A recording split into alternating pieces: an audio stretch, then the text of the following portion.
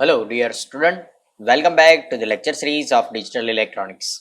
आज के इस वीडियो में हम डिस्कस करने वाले हैं एडीसी के बारे में, यानी कि एनालॉग टू डिजिटल कन्वर्शन। अगर आपके पास एनालॉग सिग्नल है और आप चाहते हैं इसे डिजिटल में कन्वर्ट करना, तो आप इस ड्यूअल स्लोप एडीसी की मदद से इसे कन्वर्ट कर सकते हो। तो पिछले एक वीडियो में हमने डिस्कस किया था कि एनालॉग टू डिजिटल कन्वर्शन आपको करना है तो इसके लिए बेसिक ब्लॉक्स कितने चाहिए, ओके, जिसमें हमने डिस्कस किया था जो भी हमारे पास सिग्नल होता है इसे हम पहले सैंपल एंड होल्ड सर्किट से सैंपलिंग करते हैं, फिर क्वांटाइजेशन होता है, क्वांटाइजेशन के बाद उसका एनकोडिंग होता है, तो आपको डिजिटल सिग्नल मिलता है। तो यहाँ पे एक और हमारे पास मेथड है जिसकी मदद से हम एनालॉग टू डिजिटल कन्वर्शन कर सकते हैं, जो कि कुछ इस तरह से आपको दिखाई दे रही है। ओके, हम यहाँ पे ड्यूअल स्लोप एडीसी का कॉन्सेप्ट सीखने वाले हैं कि किस तरह से ड्यूअल स्लोप एडीसी की मदद से हम एनालॉग सिग्नल को डिजिटल में कन्वर्ट कर सकते हैं। लेकिन उससे पहले अगर आपको ड्यूअल स्लोप एडीसी सीखना है तो उसके लिए आपको पता होना चाहिए कि single slope analog to digital converter किस तरह से वर्क करता है। पहले हम इसके बारे में देखेंगे, फिर जो इसके डिसएडवांटेज है इसको ड्यूअल स्लोप एडीसी की मदद से सॉल्व करेंगे। ओके, तो हमारे पास यहाँ पे एक सर्किट है जिसे बोला जाता है इंटीग्रेटर। ओके, तो ये जो पूरा सर्किट है, एक आर, देन एक resistor, then capacitor and one operational amplifier, इस सर्किट को बोला जाता है इंटीग्रेटर। ये जो सर्किट है वो इनपुट सिग्नल जो भी हम अप्लाई यहाँ पे करते हैं, ये सर्किट इसका इंटीग्रेशन करके इसका आउटपुट यहाँ पे वीओ जनरेट करता है। ओके, ये जो आउटपुट हमें मिलेगा वो इस वी रेफरेंस सिग्नल का इंटीग्रेशन होगा। ओके, और इस इंटीग्रेटर का जो आउटपुट है उसे कुछ इस तरह से दिया जाता है, -1 divide by R C integration input signal, that is minus V reference. Okay, reference voltage हमने अप्लाई किए हैं एंड dt। ओके, तो ये हमारा इनपुट सिग्नल का इंटीग्रेशन हो गया, minus R that is series resistance, then capacitor that is feedback capacitance and minus V reference that is input signal with respect to T, इसका integration होगा तो आपको वीओ कुछ इस तरीके से मिलेगा। ओके, ये जो हमारा ऑपरेशनल एम्पलीफायर है इसको हमने यूज किया है एज अ कंपैरेटर। ओके, तो ये सेकंड ब्लॉक है वो कंपैरेटर का है। इस कंपैरेटर का फंक्शन है कि जो भी यहाँ पे आउटपुट वोल्टेज मिलता है इसे इनपुट वोल्टेज से कंपेयर करना। ओके, जो भी हमें आउटपुट मिलेगा, फॉर एग्जांपल जब तक इंटीग्रेशन होगा तब तक आपको आउटपुट में कुछ वैल्यू मिलेगी। ओके, जब ये आउटपुट की वैल्यू इनपुट वोल्टेज के इक्वल होगी तो ये जो कंपैरेटर है इसका आउटपुट आपको 1 मिलेगा। ओके, और जब इस कंपैरेटर का आउटपुट आपको 1 मिलता है, एक्टिव हाई मिलता है, तब ये जो एंड गेट है इसमें जो क्लॉक सिग्नल एक पिन पे अप्लाई किया है, दूसरे इनपुट में हमने यहाँ पे 1 अप्लाई किया है, तो आप जानते हैं एंड गेट दोनों को मल्टीप्लाई करता है। ओके, तो यहाँ पे 1 को हम क्लॉक सिग्नल से मल्टीप्लाई करेंगे तो यहाँ पे आपको एंड गेट के आउटपुट में क्लॉक सिग्नल मिलेंगे। ओके, और यही क्लॉक सिग्नल हमने एक काउंटर में अप्लाई कर दिए हैं, जो कि फॉर एग्जांपल 4 बिट का काउंटर है तो 0 0 0 0 ओके से स्टार्ट होके 1 1 1 1 तक काउंट करेगा। ओके, क्योंकि 4 बिट में अप काउंटर है तो इनिशियल वैल्यू रहती है 0 0 0 और लास्ट मैक्सिमम वैल्यू मिल सकती है 1 1 1 1। ओके, तो ये जो काउंटर है वो काउंट इस क्लॉक पल्स पे करेगा और 0 0 0 से मैक्सिमम वैल्यू तक काउंट करेगा। ओके, तो यहाँ पे फिर से देख लेते हैं, पहले हमारा रेफरेंस वोल्टेज आ जाएगा जो कि डीसी वोल्टेज होगा। ये जो डीसी वोल्टेज है इसका हमने इंटीग्रेटेड सर्किट की मदद से इंटीग्रेशन कर दिया है, तो यहाँ पे आपको कोई एक स्लोप मिलेगा। यहाँ पे अगर नेगेटिव वैल्यू है तो आपको पॉजिटिव स्लोप मिलेगा। अगर आप यहाँ पे पॉजिटिव पावर सप्लाई अटैच करते हो या रेफरेंस वोल्टेज अटैच करते हो तो यहाँ पे आपको इंटीग्रेटर का आउटपुट मिलेगा, उसमें नेगेटिव स्लोप मिलेगा। ओके, ये जो आउटपुट है वीओ ये कुछ इस तरह से दिया जाता है, V O is equal to -1/RC integration minus V reference dt। ये आउटपुट जब वी इन के इक्वल होता है तो एक कंपैरेटर का आउटपुट आपको 1 मिलता है। जब आउटपुट आपको 1 मिलेगा तो यहाँ पे जो एंड गेट है वो क्लॉक सिग्नल को आगे ट्रांसफर करेगा। ओके, जब तक ये कंपैरेटर का आउटपुट एक्टिव लो यानी कि 0 होगा तब तक ये एंड गेट आगे क्लॉक सिग्नल ट्रांसफर नहीं कर पाएगा। लेकिन जब 1 हो जाएगा, जब कंपैरेटर की value V in is equal to V out पे आपको कंपैरेटर एक्टिव हाई मिलेगा और उस वक्त ए एंड गेट के क्लॉक सिग्नल आगे ट्रांसफर होंगे। ओके, और ये क्लॉक सिग्नल से आपका काउंटर वर्क करेगा और जितने काउंटर में क्लॉक पल्स अप्लाई करोगे उतने काउंट इंक्रीज होते जाएंगे। तो कब तक यहाँ पे आपको क्लॉक पल्स मिलता रहेगा? जब तक यहाँ पे कंपैरेटर का वैल्यू आउटपुट एक्टिव हाई है तब तक। और कंपैरेटर का आउटपुट एक्टिव हाई कब तक रहेगा? जब तक यहाँ पे आउटपुट वोल्टेज वीओ की वैल्यू वी इन से ज्यादा है तब तक, और V in के इक्वल है तब तक। ओके, जब ये VO की वैल्यू आपको V in से कम मिलेगी तो यहाँ पे एक्टिव लो हो जाएगा, और उस वक्त यहाँ पे एंड गेट का क्लॉक सिग्नल आगे ट्रांसफर नहीं हो पाएगा। तो क्लॉक सिग्नल नहीं मिलेगा तो ये जो काउंटर है वो वर्क नहीं करेगा, और कोई एक पर्टिकुलर वैल्यू पे स्टॉप हो जाएगा। वही आपके input value, input voltage, analog voltage की बाइनरी वैल्यू होगी। ओके, तो किस तरह से वर्क होता है वो थोड़ा हम मैथमेटिकली भी समझ लेते हैं। फॉर एग्जांपल, हम यहाँ पे time with respect to voltage का ग्राफ बनाते हैं। Okay, V out. तो जब तक आपका इंटीग्रेटर वर्क करेगा तो इसकी इनिशियल वैल्यू, इंटीग्रेटर की इनिशियल वैल्यू एट टाइम 0 पे आउटपुट वोल्टेज 0 होगा। ओके, और जब आप यहाँ पे रेफरेंस वोल्टेज अप्लाई करते हो तो यहाँ पे आपने नेगेटिव रेफरेंस अप्लाई किया है तो आपको यहाँ पे पॉजिटिव स्लोप मिलेगा, क्योंकि कांस्टेंट डीसी को अगर आप इंटीग्रेट करते हो तो इंटीग्रेशन का जो आंसर मिलता है वो कुछ इस तरीके से आपको पॉजिटिव स्लोप मिलेगा। ओके, और ये जो स्लोप है इसकी वैल्यू भी हम अभी देखेंगे कि क्या वैल्यू मिलती है। ओके, तो ये इंक्रीज होता रहेगा। Okay, after T time period ये जो वैल्यू है वो इनपुट वोल्टेज के इक्वल हो जाएगी। ओके, तो यहाँ पे जो आउटपुट वोल्टेज है वो इनपुट वोल्टेज जो हम यहाँ पे एनालॉग इनपुट सिग्नल अप्लाई करने वाले हैं इसके इक्वल हो जाएगी after time period T. Okay, तो यहाँ पे आपको कुछ इस तरीके से आफ्टर टी टाइम पीरियड आपको यहाँ पे V out is equal to V in मिलेगा। ओके, तो यहाँ पे अगर आप आउटपुट वोल्टेज की वैल्यू लिखोगे तो यहाँ पे वैल्यू क्या मिलेगी? वैल्यू मिलेगी आपको after T time period V reference divide by RC। Okay, क्यों ऐसा हुआ? क्योंकि हमने यहाँ पे लिमिट रख दी 0 टू T।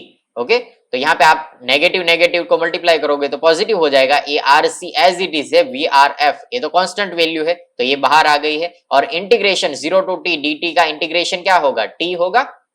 तो इस तरीके से आपको जो यहाँ पे वैल्यू मिलेगी वो कुछ after T time period T into V reference divide by RC जितनी मिलेगी, और ये वैल्यू कहां पे हमें मिली है? At particular time period T पर। ओके, और टी पर ये वैल्यू कितनी हुई है? V in जितनी हुई है। Okay, after T time period V out is equal to V in होता है, तो हम यहाँ पे लिख सकते हैं V in।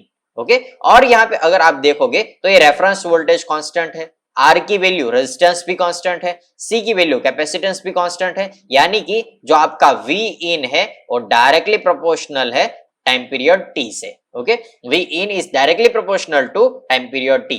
ओके, जितना ज्यादा टाइम लगेगा इंटीग्रेशन में उतना आपको इनपुट वोल्टेज मिलेगा, उतने टाइम पीरियड तक आपको यहाँ पे इनपुट वोल्टेज मिलेगा। ओके, तो अगर यहाँ पे जो टाइम पीरियड है वो टाइम पीरियड थोड़ा ज्यादा लगता है तो आपको यहाँ पे अलग कोई वैल्यू, इनपुट वैल्यू पे आउटपुट वैल्यू मिलेगी।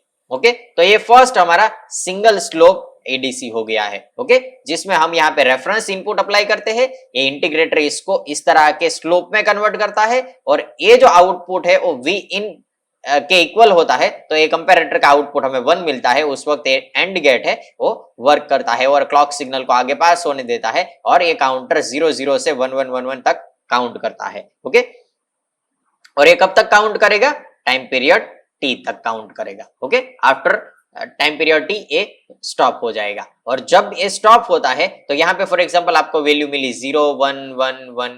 ओके, तो ये जो वैल्यू है वो आपके इनपुट वोल्टेज के इक्विवेलेंट होगी। यहाँ पे आपके वोल्टेज होंगे वो एनालॉग में होंगे, और यहाँ पे जो आपको आउटपुट मिलेगा वो डिजिटल में मिलेगा। ओके, तो इस तरह से ये जो आपका सिंगल स्लोप एडीसी है वो वर्क करता है। ओके, और यहाँ पे जो कैपेसिटर है वो कैपेसिटर कंटिन्यूअस चार्ज डिस्चार्ज होगा। ओके, जब ये इंटीग्रेटर सर्किट वर्क करेगा तब ये कैपेसिटर चार्ज डिस्चार्ज होगा, तो इसको डिस्चार्ज करने के लिए यहाँ पे हम एक स्विच लगा देंगे जो कि हमारे कंपैरेटर के आउटपुट से कंट्रोल होती है। ओके, तो यहाँ पे ये जो कंपैरेटर है इस कंपैरेटर का आउटपुट सिग्नल हम यहाँ से लेके इस स्विच में अप्लाई कर देंगे, जिससे ये स्विच कंट्रोल हो। ओके, ताकि जो नेक्स्ट कन्वर्जन हो तो नेक्स्ट कन्वर्जन में ये जो कैपेसिटर है वो डिस्चार्ज होना चाहिए। ओके, तो इसीलिए हमने इस कंपैरेटर के आउटपुट से इस कैपेसिटर को डिस्चार्ज किया है। तो इस तरीके से सिंगल स्लोप एडीसी वर्क करता है, जिसमें हमें दो चीज अलग अलग कंपैरेटर और इंटीग्रेटर में अप्लाई करनी है, एक रेफरेंस वोल्टेज और दूसरा इनपुट वोल्टेज। इसी सर्किट को हम ड्यूअल स्लोप एडीसी की मदद से डिजाइन कर सकते हैं। ओके, क्योंकि यहाँ पे जो स्लोप मिलता है उस स्लोप की वैल्यू मिलती है V reference divide by RC। Okay, तो ये जो वैल्यू है वी रेफरेंस आर सी वो एटमॉस्फेरिक टेम्परेचर पे डिपेंडेंट है। जब भी टेम्परेचर चेंज होता है तो इसकी वैल्यू चेंज होती है और इसकी वजह से आपको यहाँ पे जो स्लोप मिलता है उसमें चेंज देखने को मिलता है। क्योंकि यहाँ पे एक ही सिंगल टाइप का स्लोप मिलता है, इसकी वजह से कन्वर्शन में कन्वर्ट करना या टाइम पीरियड टी चेंज करना थोड़ा डिफिकल्ट होता है, इसीलिए ड्यूअल स्लोप एडीसी का यूज किया जाता है। ये जो सिंगल स्लोप एडीसी है वो ड्यूअल स्लोप एडीसी से फास्ट है, लेकिन इसमें एक्यूरेसी बहुत ही कम मिलती है और इस एक्यूरेसी को इंक्रीज करने के लिए ड्यूअल स्लोप एडीसी यूज होता है। तो चलिए देखते हैं ड्यूअल स्लोप एडीसी किस तरह से वर्क करेगा। तो यहाँ पे जो हमारे पास सिंगल स्लोप एडीसी है इसमें थोड़ा बहुत मॉडिफिकेशन करने से ये single slope ADC dual slope ADC में कन्वर्ट हो जाता है, जिसमें हम दो तरह के अलग अलग स्लोप यूज कर सकते हैं और अलग अलग दो टाइम पीरियड यूज कर सकते हैं, जिसकी वजह से आपको एनालॉग सिग्नल की डिजिटल में कन्वर्शन में हाई एक्यूरेसी मिल सकती है। ओके, तो यहाँ पे हम क्या करेंगे, जो हमारा यहाँ पे इनपुट वोल्टेज था इसको हम यहाँ से ग्राउंड कर देंगे। तो फर्स्ट चेंज आपको यहाँ पे करना है, इसको ग्राउंड से ये जो कंपैरेटर है इसको ग्राउंड कर देना है और वी इन यहां से रिमूव करके यहाँ पे इनपुट में अप्लाई करना है। ओके, तो आपका ये वी इन सिग्नल है वो यहां से अभी अप्लाई होगा और जो वी रेफरेंस है वो V reference as it is रहेगा, वी रेफरेंस भी यहाँ रहेगा।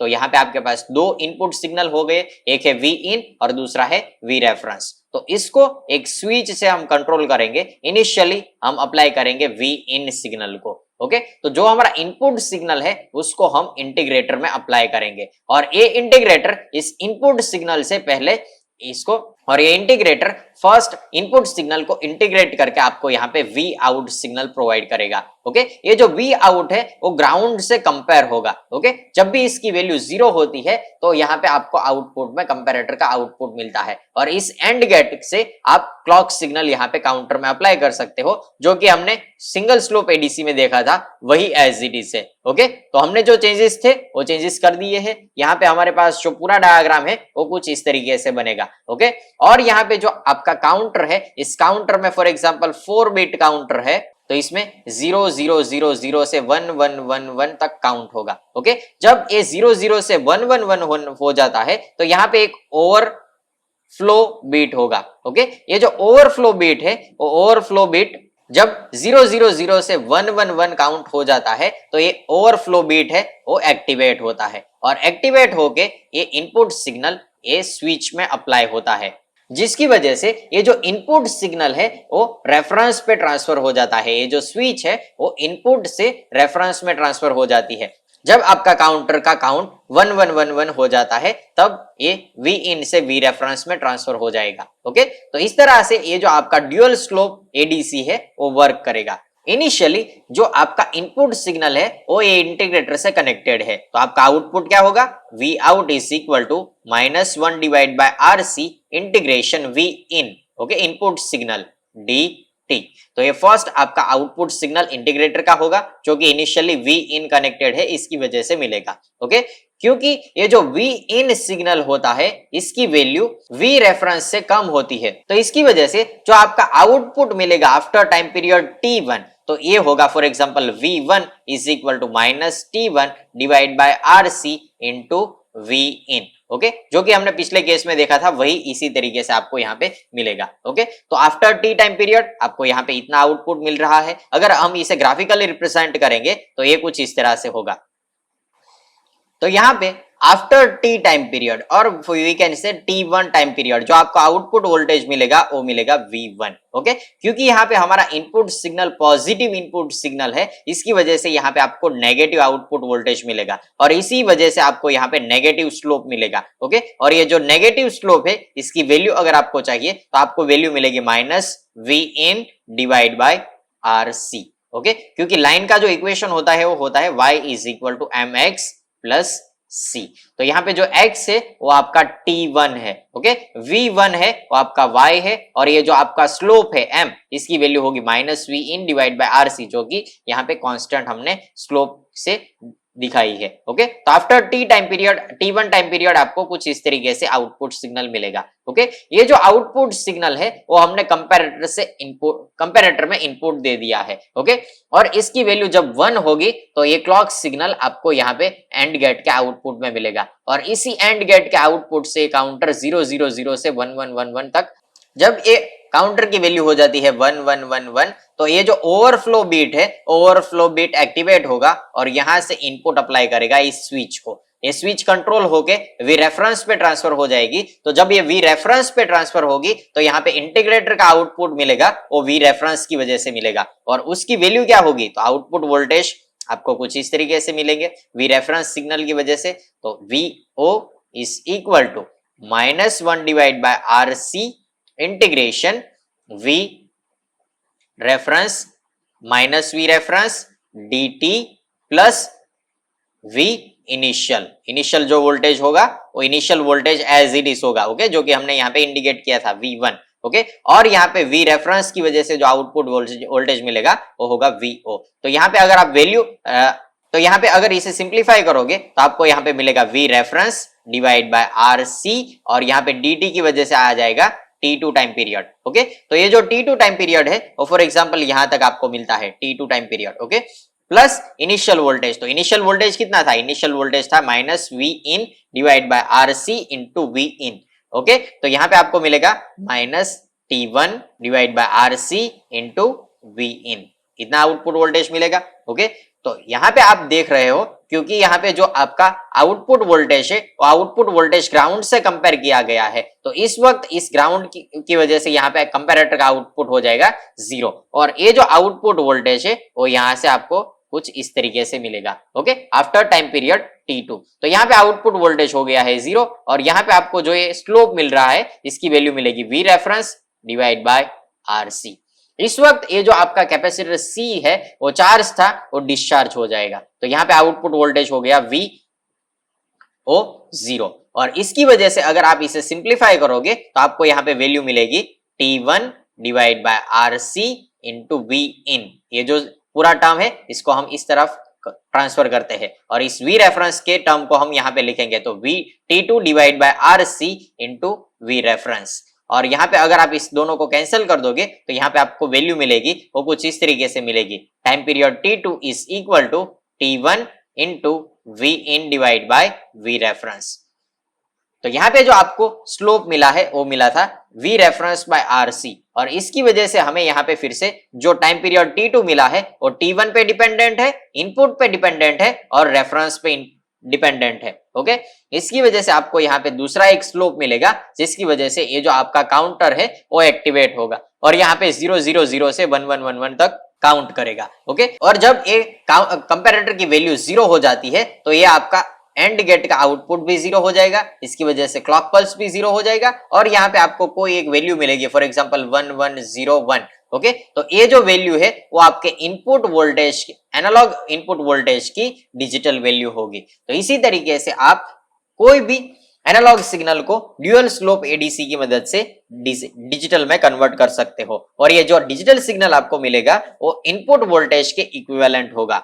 तो यहाँ पे जो आपको क्लॉक सिग्नल चाहिए वो क्लॉक सिग्नल कितने चाहिए जब आप काउंट, तो इस तरीके से आप ये जो आपका पूरा dual slope ADC analog to digital converter है इसकी मदद से एनालॉग सिग्नल को डिजिटल में कन्वर्ट कर सकते हो।